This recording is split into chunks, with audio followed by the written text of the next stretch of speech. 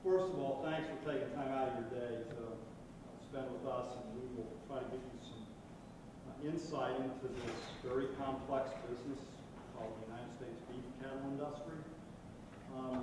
I think oftentimes agriculture is viewed as a rather simplistic business enterprise with a fairly simple cookie-cutter business model, and really nothing could be further from the truth, and I would suspect most of you know that.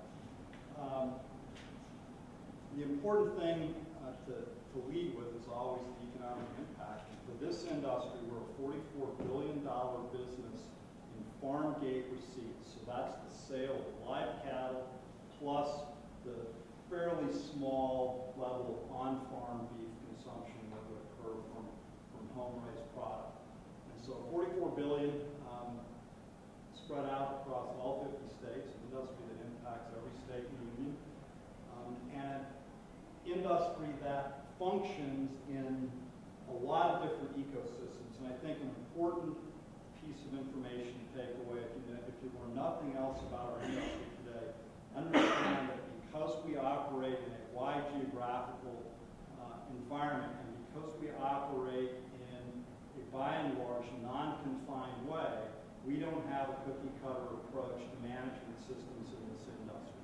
So in other words, if I go out to hire a farm manager for our business in Colorado, I'm not likely going to come to Virginia to find that farm manager because their experience will not be appropriate for the kind of environment in which we work. Conversely, I'm not terribly worried that any farm in Virginia is coming after my manager because he's not going to be particularly successful out of the region in which we live. What do we try to do as a business? And there are two things that we, by and large, depend on as an industry. Number one is the ability to meet consumer demand.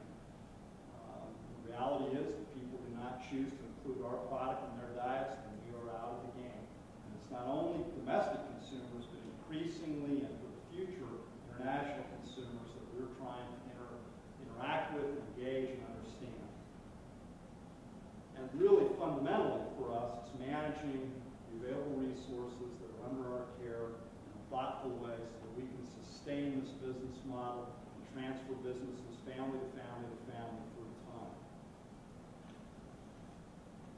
So there are these two masters, and this is a challenge for agriculture today, is to try to meet the increasing complexity of the consumer marketplace, not only in terms of calories and dietary components of the foods we produce, but also the way in which we produce those foods, and trying to meet those needs that consumers increasingly have from the social aspect, but also to do a great job managing these resources. And that's the key element of our business, is being able to tag both those targets in an effective way.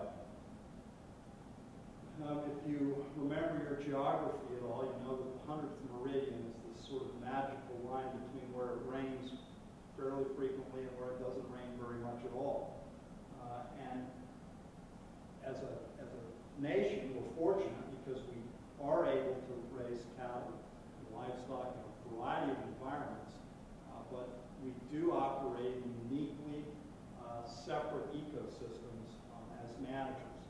For our members in the West, predominantly operating in federal land states, they have a very different set of challenges and a very different set of approaches as compared to, say, our producers in the Southeast who, if anything, occasionally get more rain than they really want.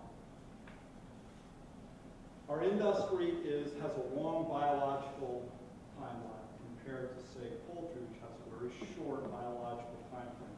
You can turn a generation of poultry very, very quickly, whereas turning generations in the cattle industry takes some time. We start with a pregnancy duration of 9 months, which is the longest of the food animal species.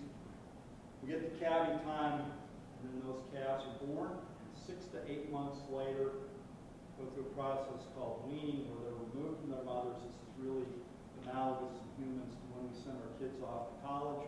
It's the highest stress time of the year for both calves and cows.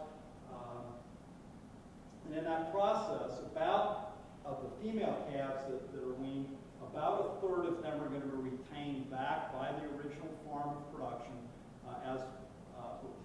females to be used as replacement breeding stock.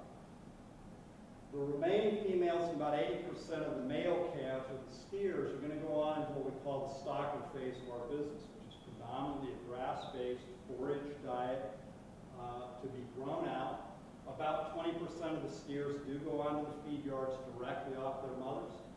But this is increasingly going to be a smaller number because of today's cost of production, which I'll show you in a second.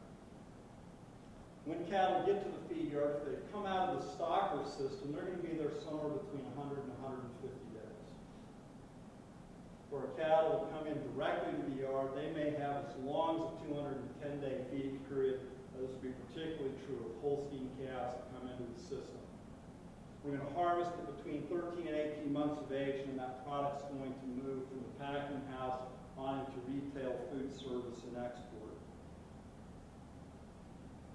Because not all environments in the country are the same, and because the management systems are different, we have a variety of options in which these cattle move once they leave the ranch of origin. And what's most important for you to understand about this is that, one, there's no one pathway. But the second thing I want you to notice is that this line of demarcation, about 80% of the way through the process, is the point at which we transition animals from a predominantly forage-based diet to a predominantly high-energy diet. And so this is a relatively short period of time in the feeding phase, relatively long period of time in the cow herd, of course. The resident cow herd is a forage-based system almost exclusively in the country.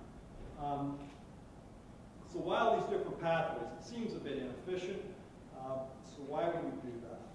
Those various options allow us to do three things. The first is it allows us to spread production of cattle so that we can produce beef on a 365-day-a-year basis. Most of the herds in the United States, about 80%, calve in the springtime. So those calves are born predominantly February, March, and April. If we didn't have these various production systems, what would happen is we would hit the market with a high volume of beef in sort of a condensed window of time, and we'd see these wild swings in consumer prices seasonally within a year. Because of the system that we have, that we're able to avoid that. We're also able to take advantage of the fact that not all of our producers utilize the same genetics and the same approach to their breeding systems. And so this lets us take advantage of those various maturing patterns in those cattle and to optimize grazing opportunities across the entire country.